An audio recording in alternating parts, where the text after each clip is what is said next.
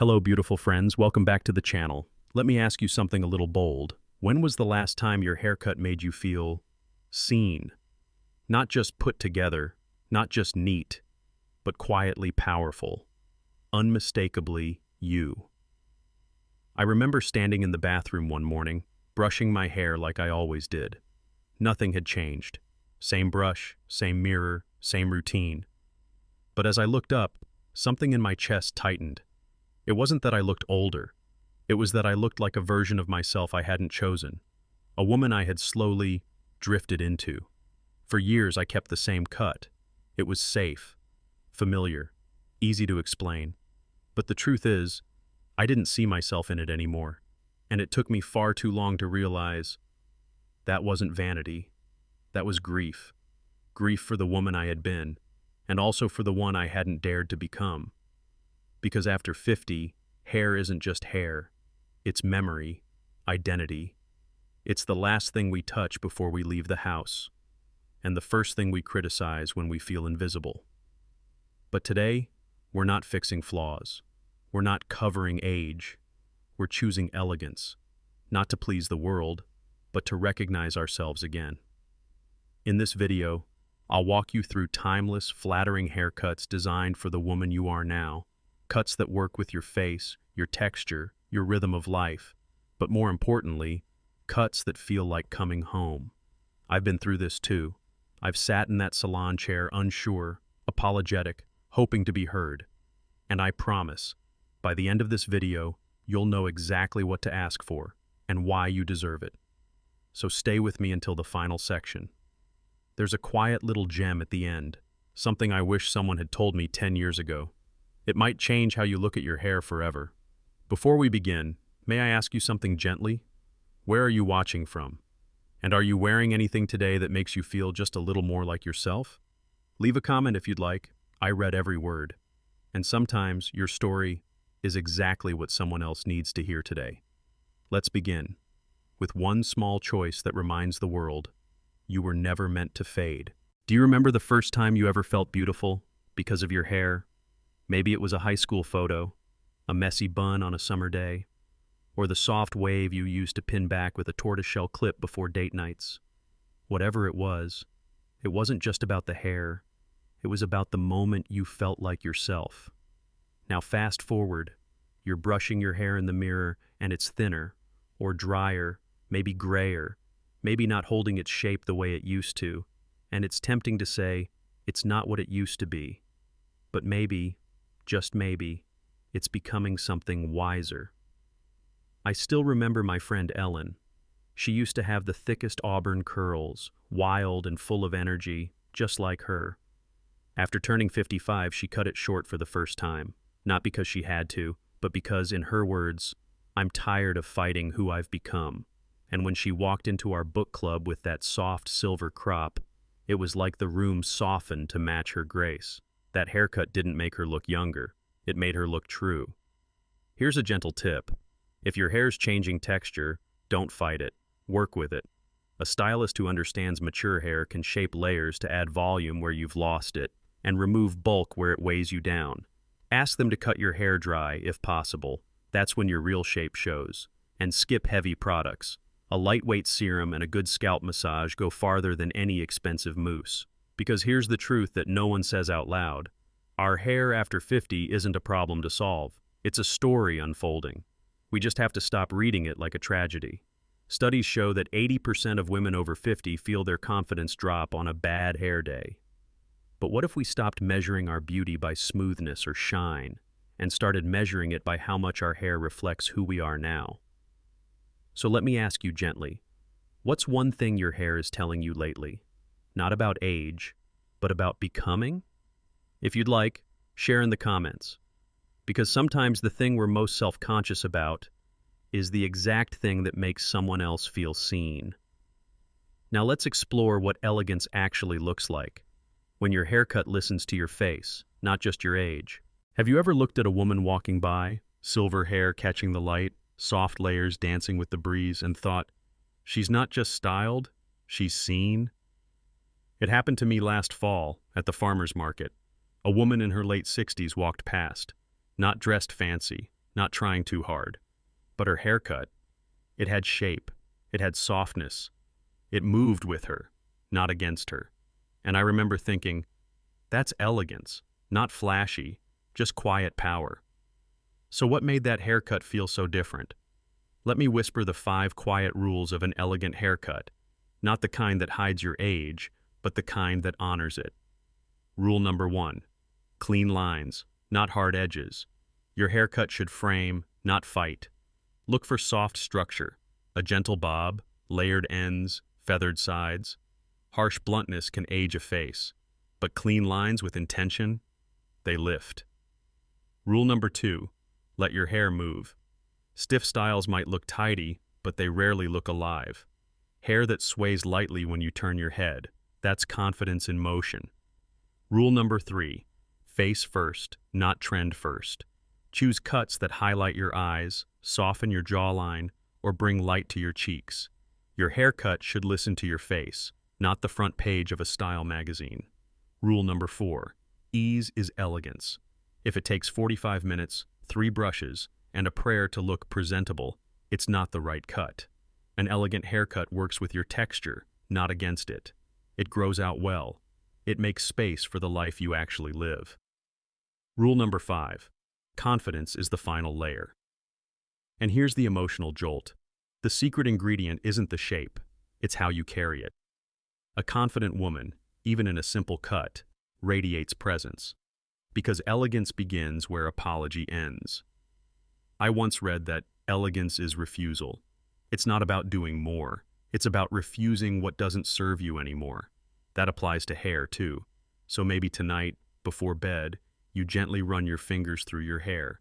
And instead of judging it, you thank it for growing with you, for holding your stories, for still being here. Which of these 5 rules speaks to your journey most? Let me know below. I read every comment, and I keep many of them close. Now let's take those rules and meet them face to face, with 5 haircut styles that bring them to life. Have you ever had a haircut that was technically perfect, but somehow still didn't feel like you? Susan had one like that. She's 58, warm-hearted, soft-spoken. Her hairstylist was talented, precise cut, rich color, everything in place. But as she told me later, it looked beautiful, just not on my head. And the reason? The cut was built for someone else's face, not hers. She had a delicate heart-shaped face, wider at the forehead, tapering down to a narrow chin. But the blunt fringe and shoulder-length layers created a top-heavy effect that made her feel lost inside her own reflection. The fix wasn't dramatic. A simple change, shifting the part to the side, softening the crown, and adding volume at the jawline, suddenly brought balance. She didn't look younger. She looked clearer, more herself. That's the quiet magic of understanding face shapes. It's not about what suits you in a magazine, it's about what highlights you. Let's gently walk through a few starting points. Oval faces, balanced and softly symmetrical. Most styles work beautifully. You can go with a classic bob, long layers, or even a pixie. Just avoid styles that hide your balance, like heavy bangs. Round faces, naturally youthful, but can feel too full. Add length with vertical lines, long layers, angled bobs, and side-swept parts. Skip the volume at the cheeks. Square faces. Strong jawlines need soft edges. Face-framing layers, long side bangs, or even soft waves will melt the angles in the most graceful way. Heart-shaped faces, lovely and expressive. Create balance by widening the lower part of the face. Think long pixies, chin-length bobs, or curls that gather gently near the jaw. Long faces. Elegance lies in width. Layers at cheek level, curtain bangs, and soft ends bring fullness without heaviness. Avoid dragging the eye downward. But here's the deeper truth. Face shapes aren't rules. They're rhythms. And like music, what matters isn't perfection. It's harmony. A well-chosen haircut for your face shape feels like a deep exhale, like walking into a room and not needing to adjust your smile. In fact, A study from Allure magazine showed that over 75% of women said the moment they found a haircut that framed their face shape correctly, they felt more confident, even with less makeup or styling. Why? Because when you frame your face well, your energy does the rest. So I invite you to ask, not what cut is trending, but what shape of softness helps me feel most seen? And maybe share in the comments below, what's your face shape? Have you ever had a cut that made you feel truly in harmony with yourself? Next, we'll explore the texture changes that come not with age, but with evolution. Because a beautiful frame only works when it holds the real, living canvas. You run your fingers through your hair, and it feels different. Not wrong, just different. Maybe it's finer, maybe it's coarser, maybe it doesn't fall the way it used to. And part of you wonders quietly, when did that happen? Now close your eyes for a moment and remember the texture of your hair at 25, the way it held a curl, or how it used to frizz after a beach day. Maybe you wore it up in a claw clip, or ironed it flat with a straightener on Saturday mornings. That hair, wild, messy, full of stories, was part of becoming. But here's the shift no one talks about. This texture you have now, you've earned it. It holds more than style. It holds survival. Hormones have changed. Life has changed. You've changed. And your hair, like the rest of you, has learned how to soften, or strengthen, or grow in a new direction. My friend Carla said something that stayed with me. She's 64, newly gray, and her curls are looser now, softer.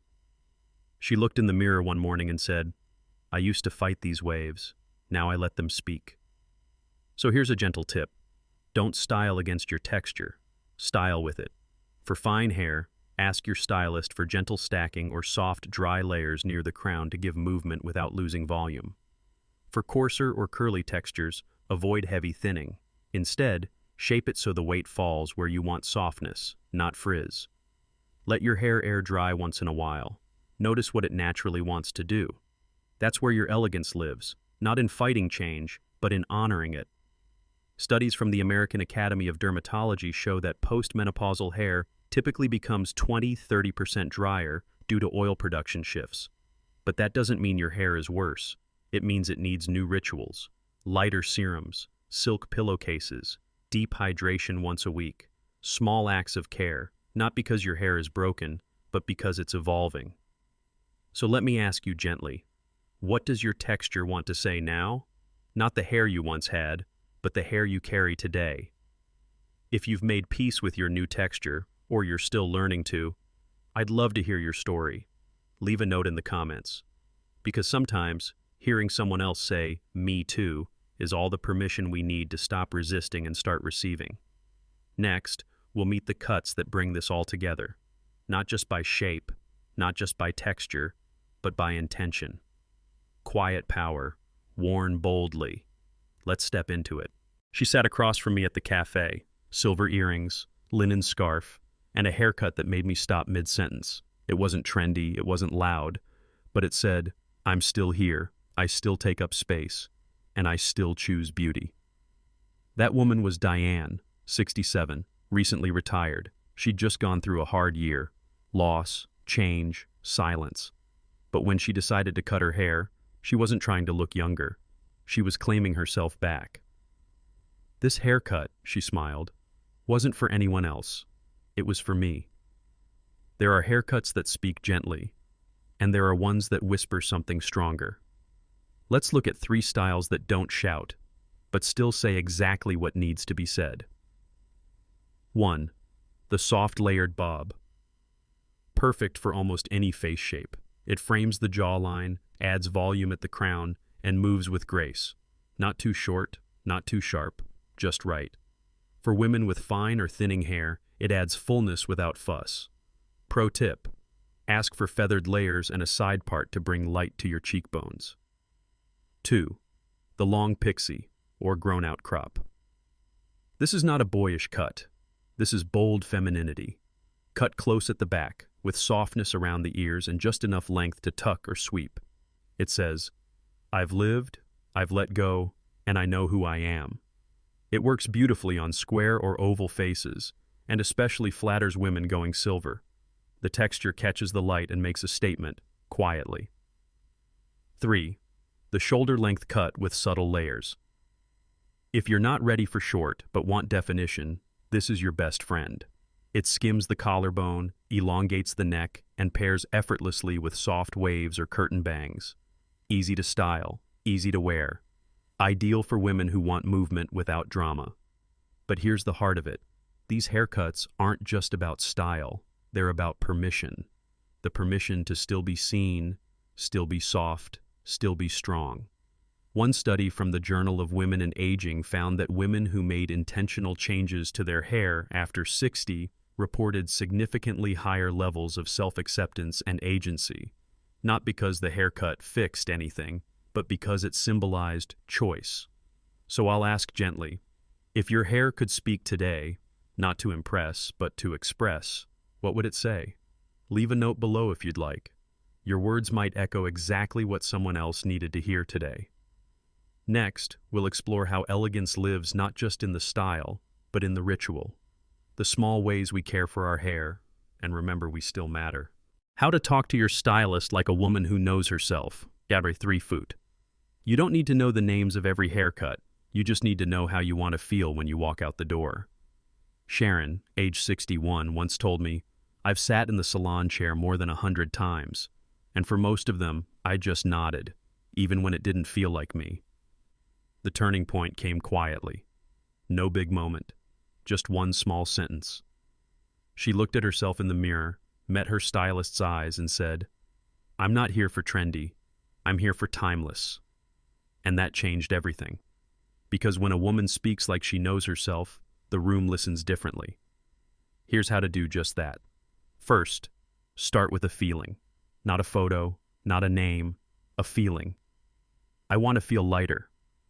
I'm looking for softness, or even just, I want to look how I feel now, not how I used to. Hair is emotional. Give your stylist a feeling to shape, not just a look to copy. Second, use timeless words. I'd love something classic, but still me. I want elegance but without effort. Something polished, but not stiff. These are words that tell your stylist you're not chasing trends, you're curating grace.